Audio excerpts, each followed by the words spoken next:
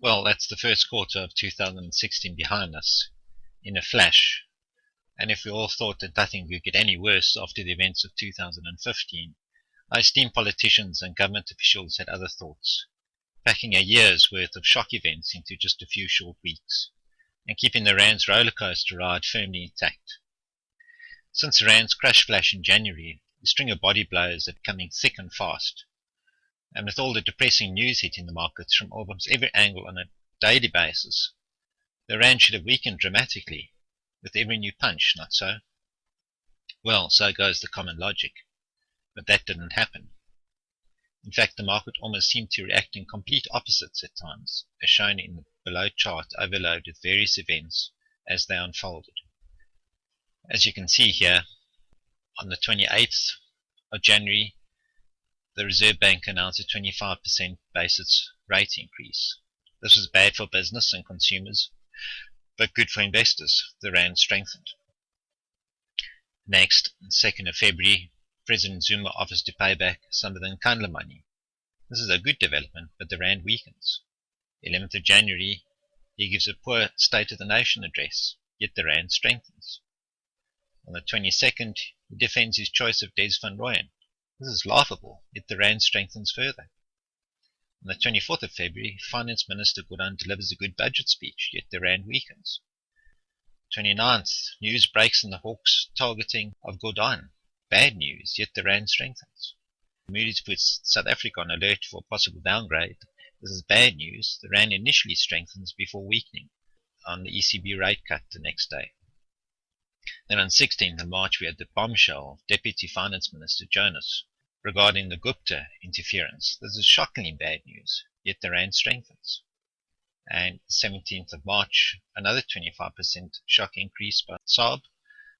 Again, bad news for business and consumers, good news for investors. The Rand strengthens further.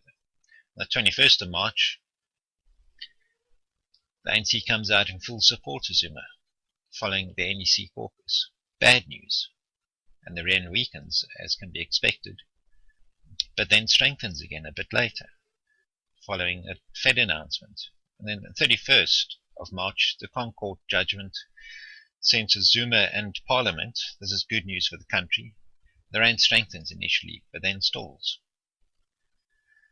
So, how is that for Conundrum? If any picture puts paid to the widely accepted theory that news dictates the direction of the market, this one does. As you can see, news is often a trigger, a catalyst for a move in the markets, but is useless for telling you which way the market is expected to head. The reason is that markets are not moved by news per se, but are moved by us humans.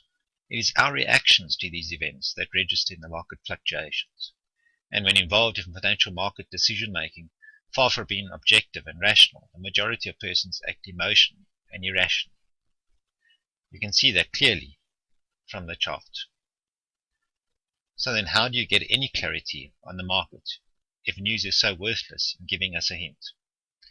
The secret is that human behavior is predictably irrational. As humans, we tend to do the same thing in similar circumstances.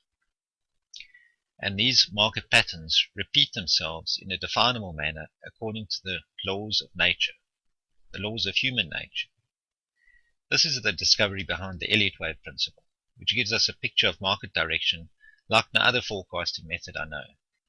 To illustrate, this is what our Elliott wave pattern count was telling us in terms of where mass human sentiment was going to drive the market during the same very difficult period, irrespective of the news.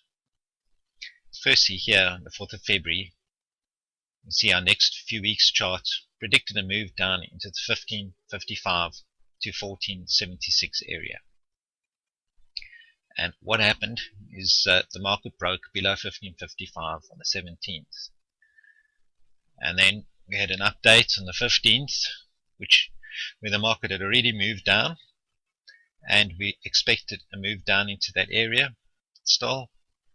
And again, the market reached that on the 17th.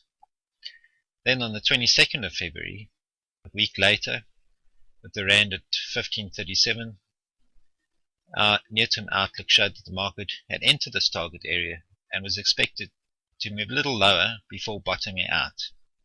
And what happened?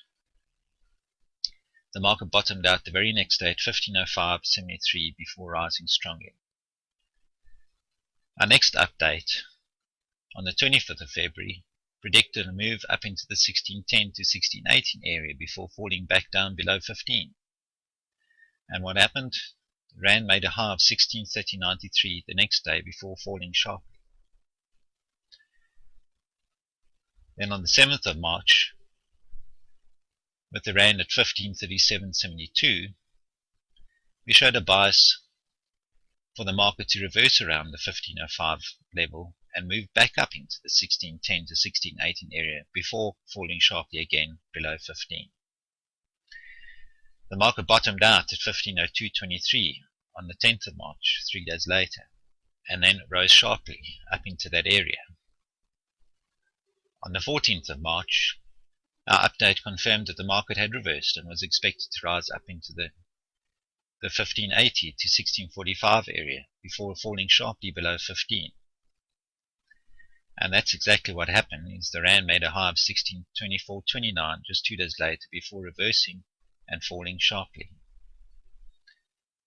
Our next chart here shows that movement, and on the 22nd of March we confirmed that the market had topped out and was expected to fall sharply into the 1454 to 1348 area over the coming weeks. And as at April 1st, the Rand hit a low of 1460.13. So how is that for a different perspective? Now, of significance, all the above forecasts were made without any reference to or consideration of news or events. A question for you: which would have served you better during this volatile period, following news or Elliott? It's not that Elliott wave predictions will always work out this accurately. Us humans are not that predictable, but as you can see, what it does give you, like no other system I know, is the following: a perspective of where the market is in the short, near, medium and long term, a highly probable future outcome with likely target levels for each of these time frames, and invalidation price levels at which the current outlook would need to be reviewed.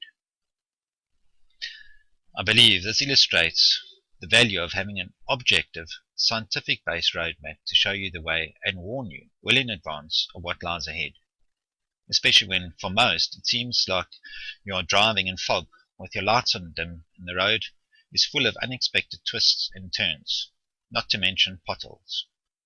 But as they say, the proof of the pudding is in the eating. Have you suffered at the hands of the Rand in recent times? If so, why not give our forecasting service a try? Get subscribed to our forecasting service here now. I'm willing to bet you won't see the markets in the same light again. And if you get nothing else out of this clip, I trust you will now see the utter futility of looking to the news for market direction, once and for all. Thank you.